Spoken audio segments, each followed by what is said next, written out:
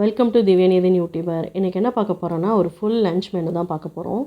இங்கே சாப்பாட்டுக்கு உலை வச்சுருக்கேன். இன்றைக்கி மோர் குழம்பு செய்ய போகிறேன். அதனால் 1 டேபிள் ஸ்பூன் பச்சரிசியும் 2 டேபிள் ஸ்பூன் துவரம்பருப்பும் எடுத்திருக்கேன். அதை தண்ணி ஊற்றி ஊறட்டும். ஆனால் முன்னாடி ரெடி பண்ணி வச்சிட்டோன்னா நம்ம சமைக்கிறதுக்கு ரொம்பவே ஈஸியாக இருக்கும். இங்கே உலை காஞ்சிடுச்சு. எடுத்து வச்சிருந்த அரிசியை இதோட சேர்த்துக்கிறேன். பக்கத்துலேயே பார்த்தீங்கன்னா ஸ்டவ் ஆன் பண்ணிவிட்டு ஒரு பாத்திரத்தில் கொஞ்சமாக சுடு தண்ணி வச்சுருக்கேன். அதில் ஒரு கொஞ்சமாக புளியும் தக்காளியும் சேர்த்துருக்கேன். மஞ்சத்தூள், தேவையான அளவுக்கு உப்பு சேர்த்துருக்கேன். ரசத்துக்கு ரெடி பண்ணிகிட்ருக்கேன். இப்போ சாதத்துக்கு 1 டேபிள் ஸ்பூன் உப்பு சேர்த்துருக்கேன். இன்றைக்கி பார்த்திங்கன்னா வடையும் சேர்த்து செய்ய போகிறேன். வடை சேர்த்து மோர் குழம்பு ரெடி பண்ண போகிறேன். அதனால் வடைக்கு தேவையானதெல்லாம் கட் பண்ணி வச்சுட்டு இன்றைக்கி பீட்ரூட் பொரியல் தான் பண்ண போகிறேன். வாரத்துக்கு ஒரு நாளாவது பீட்ரூட் பொரியல் சேர்த்துக்கிறது ரொம்பவே நல்லது. இங்கே பீட்ரூட் பொரியலுக்கு தேவையான வெங்காயம், காய் எல்லாமே கட் பண்ணி வச்சுட்டேன். குக்கர் வச்சுருக்கேன். அதில் 2 டேபிள் ஸ்பூன் எண்ணெய் ஊற்றிட்டு கொஞ்சமாக கடுகு நல்லா பொரிஞ்சதும் கருவேப்பிலை சேர்த்துட்டு இங்கே கட் பண்ணி வச்சுருந்த வெங்காயம், பீட்ரூட் எல்லாத்தையும் சேர்த்து நல்லா வதக்கிக்கலாம். குக்கரில் வைக்கிறப்ப கொஞ்சம் ஈஸியாக வெந்துடும். ஒரு விசிலேருந்து 2 விசில் வரைக்கும் நம்ம கட் பண்ணுற சைஸை பொறுத்து மாற்றி வச்சுக்கலாம். இங்கே ஒரு 2 டேபிள் ஸ்பூன் கடலைப்பருப்பு எடுத்து கழுவி வச்சுருந்தேன். அதையும் இதோடு சேர்த்துக்கிறேன். தேவையான அளவுக்கு உப்பு சேர்த்துட்டு இந்த பீட்ரூட்டுக்கு வந்து கொஞ்சமாக தேங்காயும், காரத்துக்கு வந்து பச்சை மிளகாவும் சேர்த்துருக்கேன். காரம் கொஞ்சம் சேர்த்து தான் வச்சு அரைக்க போகிறேன். இது நல்லா குருணையாக அரைச்சிட்டு வந்து இந்த பீட்ரூட்டோடு சேர்த்துக்கலாம். தேவையான அளவுக்கு ஒரு 1/2 டம்ளர் மட்டும் தண்ணி சேர்த்து இதோட கலந்துக்கிறேன். நல்லா கலந்து விட்டுட்டு குக்கர் மூடி போட்டு ஒரு 2 விசில் வச்சு எடுத்துக்கலாம். ரொம்ப நேரம் வேகணும்னு அவசியம் இல்லை. இங்கே ரசத்துக்கு பார்த்திங்கன்னா 1 டேபிள் ஸ்பூன் மிளகு, 1 டேபிள் ஸ்பூன் சீரகம், ஒரு பச்சை மிளகாய், கொஞ்சமாக பூண்டு, ஒரு கொத்து கருவேப்பிலை சேர்த்து குருணையாக அரைச்சிட்டு வந்துடலாம். அரைச்சதை வந்து இதோடு சேர்த்துக்கிறேன். சேர்த்துட்டு தேவையான அளவுக்கு தண்ணி சேர்த்துட்டு கொஞ்சமாக கொத்தமல்லி சேர்த்து நல்லா கையில் வந்து பிணைஞ்சி விட்டுக்கலாம். தேவையான அளவுக்கு தண்ணி ஊற்றிட்டு உப்பெல்லாம் செக் பண்ணால் ரசத்துக்கு ரெடி பண்ணிட்டோம். இதை தாளித்து விட்றது தான் வேலை. அதுக்குள்ளே இங்கே பீட்ரூட்டும் ரெடி ஆகிடுச்சு. ஸ்டவ் ஆஃப் பண்ணிக்கலாம். ஒரு பாத்திரத்தில் 1 டேபிள் ஸ்பூன் எண்ணெய், கடுகு, வெந்தயம், காஞ்ச மிளகாய் சேர்த்துருக்கேன். கருவேப்பிலை சேர்த்து ரசத்தை தாளிச்சிக்கலாம். கொஞ்சமாக பெருங்காயம் சேர்த்துட்டு பொரிஞ்சோடனே நம்ம ரெடி பண்ணி வச்சுருந்த ரசத்தை இதோடு ஊற்றிக்கலாம். இது லோ ஃப்ளேமில் அப்படியே நுரக்கட்டி வர வரைக்கும் இருக்கட்டும். ஒரு தட்டு போட்டு மூடி வச்சிட்டா ரசமும் ரெடி ஆகிடும். இங்கே வந்து வடைக்கு பருப்பு அரைச்சிக்கலாம். கொஞ்சமாக இஞ்சி, பூண்டு, சோம்பு சேர்த்து காரத்துக்கு வந்து பச்சை மிளகாவை நான் இதோடு சேர்த்து அரைக்க தான் போகிறேன். லைட்டாக ஒரு பல்ஸ் வச்சு எடுத்துக்கலாம். இந்த மாதிரி அரைச்சிருந்தா போதும். ஊற வச்சுருந்த கடலைப்பருப்பை நல்லா தண்ணி வடிகட்டிட்டு இதோடு சேர்த்து குருணையாக அரைச்சி எடுத்துக்கலாம். கொஞ்சமாக நைஸாக அரைச்சிடக்கூடாது, கொஞ்சம் பருப்பருன்னு இருக்கணும்.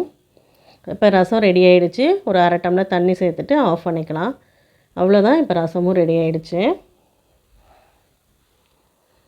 வடைப்பருப்பு ரெடி ஆகிடுச்சு. அதை அரைச்சதை ஒரு பேசனில் மாற்றிட்டு 2 பேட்சாக அரைச்சி எடுத்துக்கிட்டேன். இந்த அளவுக்கு பருப்பு அரைச்சிருந்தா போதும். இங்கே பொடியை கட் பண்ணி வச்சுருந்தா கருவேப்பிலை, கொத்தமல்லி, வெங்காயம் எல்லாத்தையுமே சேர்த்துக்கலாம். தேவையான அளவுக்கு உப்பு சேர்த்துட்டு கொஞ்சமாக பெருங்காயம் சேர்த்து நல்லா பிணைஞ்சி விட்டுக்கலாம். பிணைஞ்சிட்டு நல்லா மிக்ஸ் பண்ணதுக்கப்புறமா உருண்டையாக போட்டு எடுத்து வச்சிட்டோம்னா நமக்கு வடை போடுறதுக்கு ஈஸியாக இருக்கும். இந்த மாதிரி உருண்டை ரெடி பண்ணிகிட்ருக்கிறப்ப ஸ்டவ்வில் வந்து ஒரு பேனில் எண்ணெய் ஊற்றி காய வச்சுருக்கேன். அதனால் அப்படியே இருக்கட்டும். இது உருண்டையும் ரெடி ஆகிடும். அதுக்குள்ளே எண்ணெயும் காஞ்சிரும். இப்போ பார்த்தீங்கன்னா சாதம் வெந்துருச்சு, வடித்து முடிச்சாச்சு. ரசமும் ரெடி ஆகிடுச்சு, காயும் வந்து ரெடி ஆகிடுச்சு. இந்த குக்கர் ஓப்பன் பண்ணி பார்த்துக்கலாம். நல்லா ஸ்டீம் போனதும் ஓப்பன் பண்ணோடனே கொஞ்சமாக தண்ணி இருக்கும். மறுபடியும் ஸ்டவ் ஆன் பண்ணி கொஞ்சம் லோ ஃப்ளேமில் வச்சு இந்த தண்ணி சுண்டுற வரைக்கும் அடுப்பில் இருக்கட்டும். இந்த ஸ்டேஜில் காய்க்கு உப்பு தேவைப்பட்டால் சேர்த்துக்கலாம். இங்கே மோர் குழம்புக்கு வந்து 4 பீஸ் தேங்காய், காரத்துக்கு இந்த மாதிரி பச்சை மிளகாய், கொஞ்சமாக இஞ்சி, சீரகம் சேர்த்துருக்கேன். ஊற வச்சுருந்தோம் இல்லையா ஆரம்பத்தில், அந்த துவரம்பருப்பும் பச்சரிசியும் சேர்த்துருக்கேன்.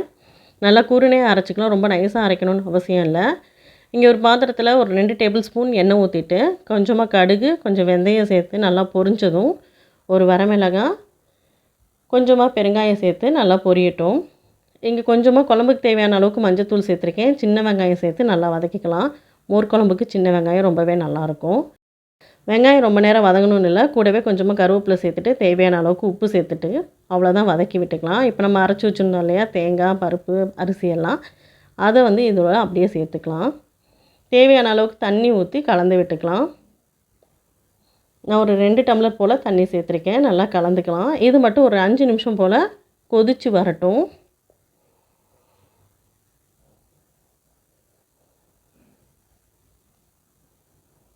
இப்போ பார்த்தீங்கன்னா பீட்ரூட்டும் தண்ணி சுண்டி ரெடி ஆகிடுச்சு. இதை இன்னொரு பாத்திரத்துக்கு மாற்றிக்கலாம்.